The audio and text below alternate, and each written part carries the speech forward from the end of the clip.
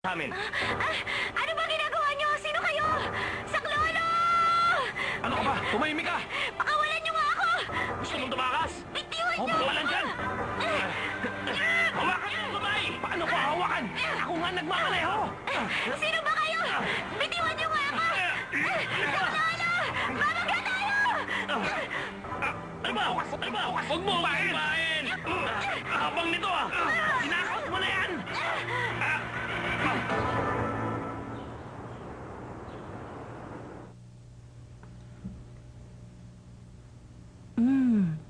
Kay ganda ng kanyang kutis. Gamitan natin ang low cycle. Medyo malaki ang kanyang bewang. Gamitin natin ang energy resonator. Maskulado ang kanyang mga braso. Kailangan ng masahe. Medyo malaki sa bahaging ito. Lagyan mo na seaweed mask. Sino ba kayo? Huwag kang magalaw. Sandali lang. Ano ba? Sino ba kayo? Mahiga ka Bitiwan niyo na. nga ako. Sandali lang sa'yo. Ito po sa'yo. Ano bang ginagawa niyo sa akin? Ano ba? Bakit niyo ako hinuhubaran? Ano ba? Sinabi na mahiga ka lang. Ano ba? Pumasok kayo.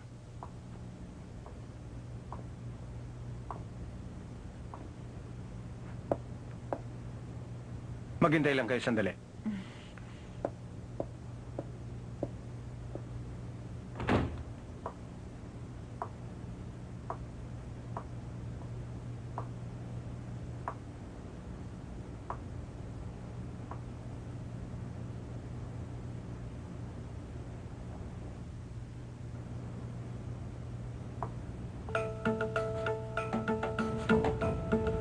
Kumusta?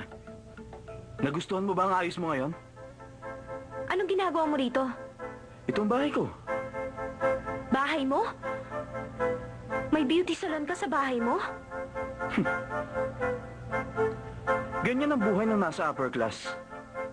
Ito ang klase ng buhay na hindi mararanasan kailanman ng nasa lower class.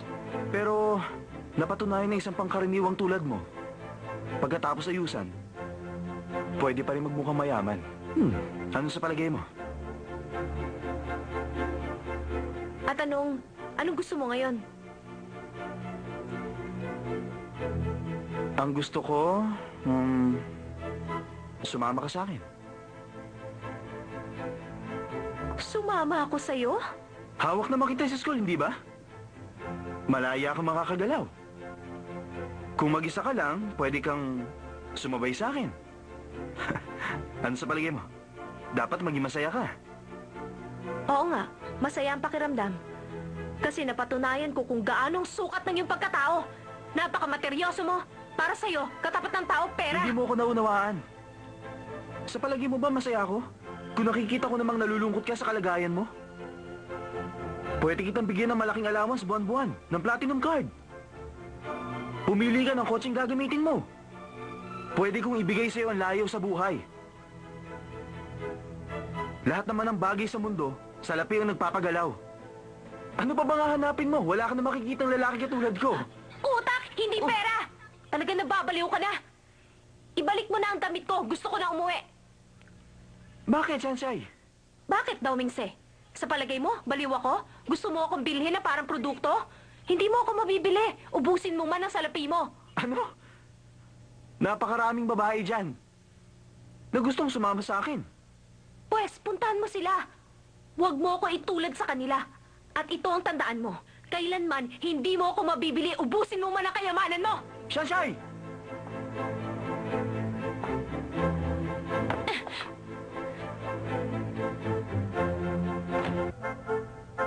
Tabi dyan! Sir?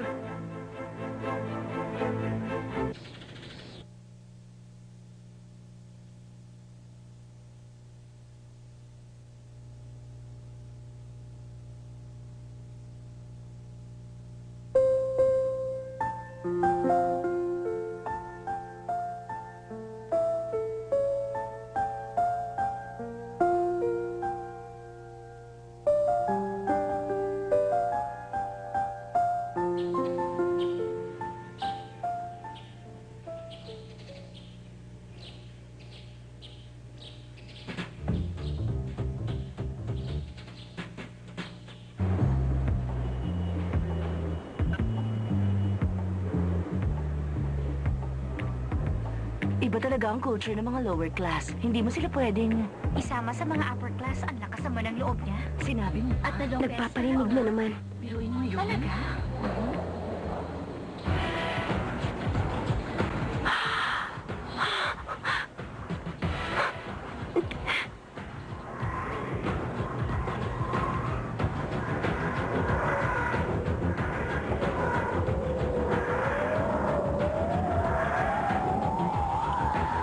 Shansai!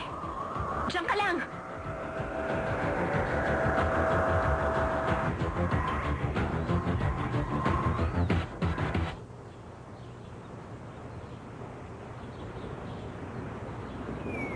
Sobra kang pasikat ngayon, F4 si Shimen lang, hindi maaari makagawa niyan. Sino may sabing hindi ko kaya? Naisip ko lang, walang kwenta. Aksaya sa panahon. Nakakabagot. Lay, ano na? Anong problema? Ano nang gagawin natin si Agit? Ano ba? Hindi ko alam. Ano bang iniisip mo? Mitsuo? Ang sabi ko sa'yo, di mo siya kaya. Aminin mo na. Talo ka na. Huwag niyo kalimutan ang parte ko. Hindi pustahan na usapan dito. Reputasyon natin nakataya dito. Daming sa! Anong ginagawa mo? Bastos! Bumaba ka dyan! Hindi totoo mga sinulat mo sa akin! Hindi ako nagpa-abort! Virgin pa rin ako!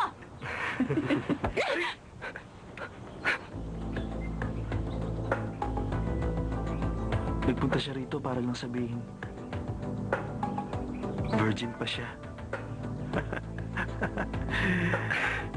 Kung ano na naman iniisip mo. Paano mo nagawa yun? Sobra naman ang takbo ng isip mo. Pumili siya ng kalaban niya, ako pa? Makapal ang mukha niya pag nagpakita pa siya. Shansai! Kasi nagulat lang ako kaninang umaga nang makita ko ang nakasulat sa blackboard pagpasok ko ng classroom.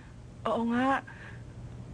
Alam mo naman, mga babae tayo, hindi ko mapapatawad kung sino man ang gumawa noon. Kapag sa akin nangyari yon, Hindi ka naman kasing tapang ni Sensei.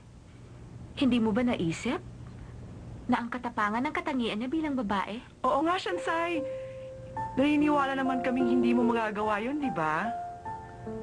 Salamat. Di ba doon ang daan papunta sa school cafeteria? At dito ka pala dumadaan pa uwi, Shansai. Doon naman ako madalas nakapark. Ah, ganun ba? Hindi ba doon ang parking area mo? Okay lang yon. Malapit lang naman ang lalakarin. At isa pa, magkaibigan na tayo, di ba? At nag-uusap na tayo, di ba? Siya nga pala, may party kaming pupuntahan bukas. Kung wala kang gagawin, sumama ka na lang sa amin. Hindi, huwag na lang. Wala akong bagong damit na masusuot. Okay lang.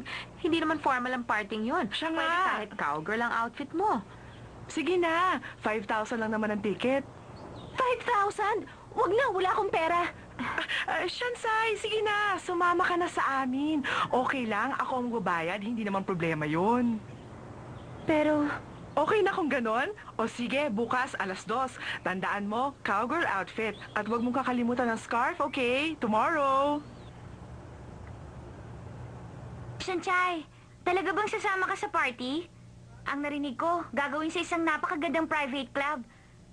Kakaiba talaga mga